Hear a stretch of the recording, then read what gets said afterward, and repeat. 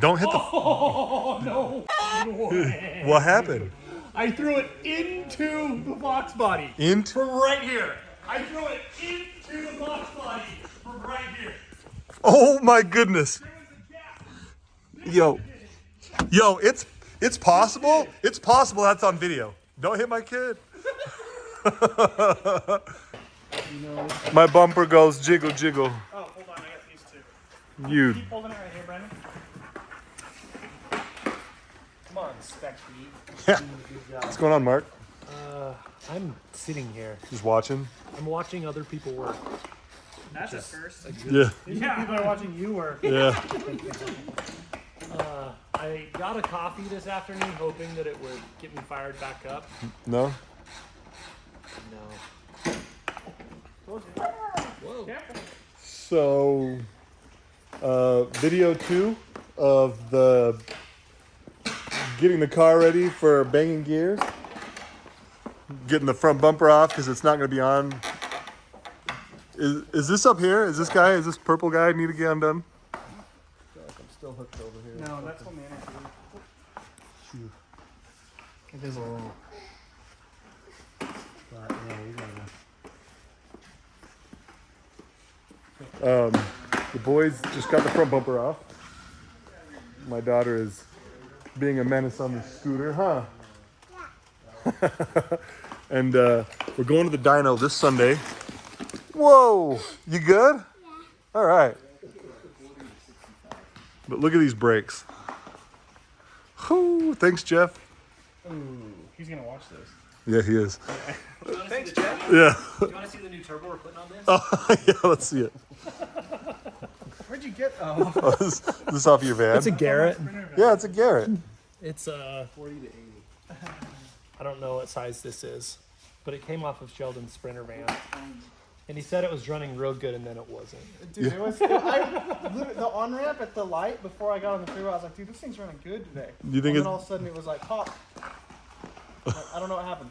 It just blew up. So, putting you on the spot again, what's the plan for today? We're gonna check the air gap on the reluctor. We're gonna check the wiring.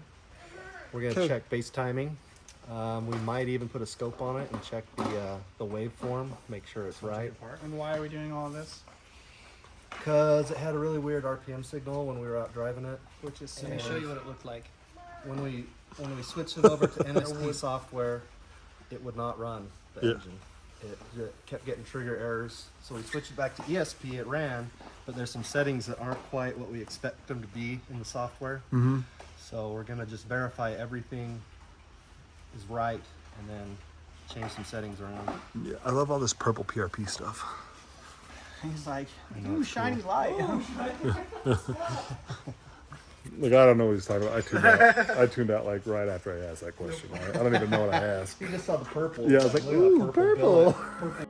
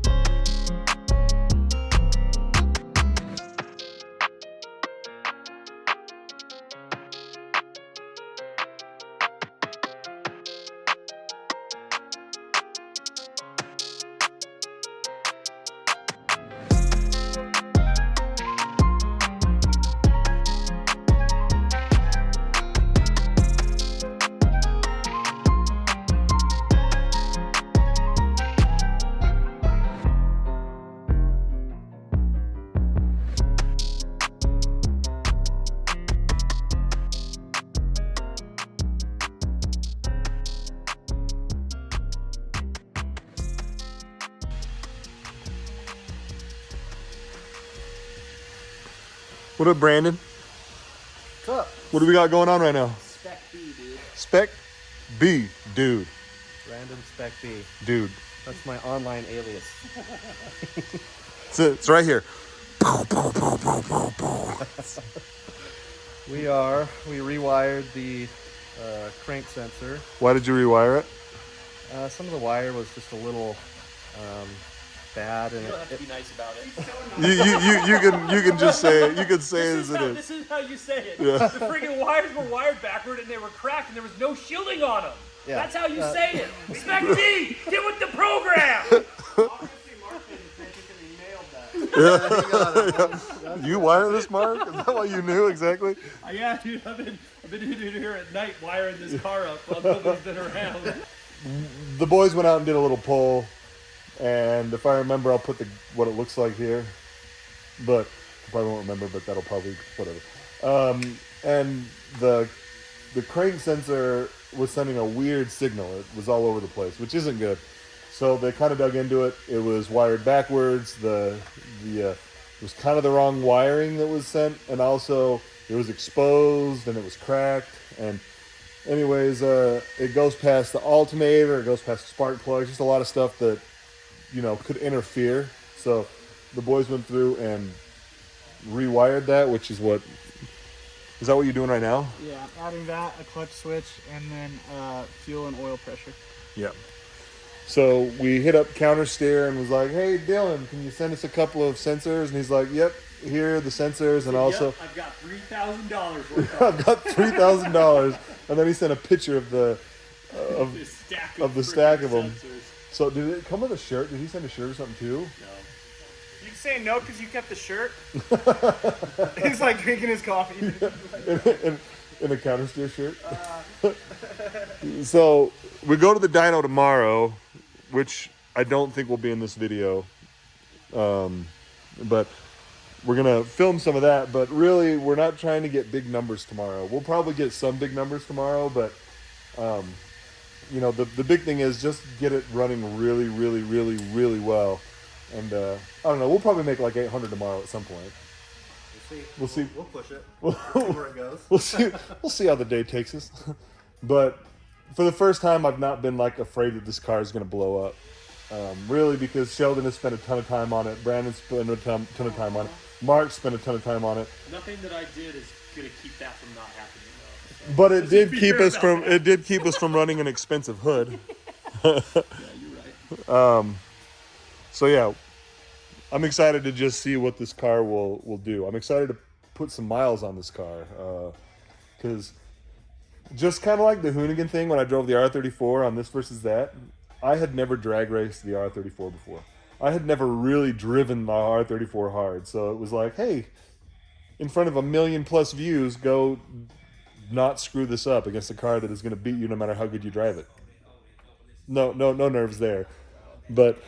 This car, we're going to get quite a few chances to get it right, but the only thing that is stock on this car are the axles, and we're going to be on a fully prepped drag strip, so we got to be careful with that.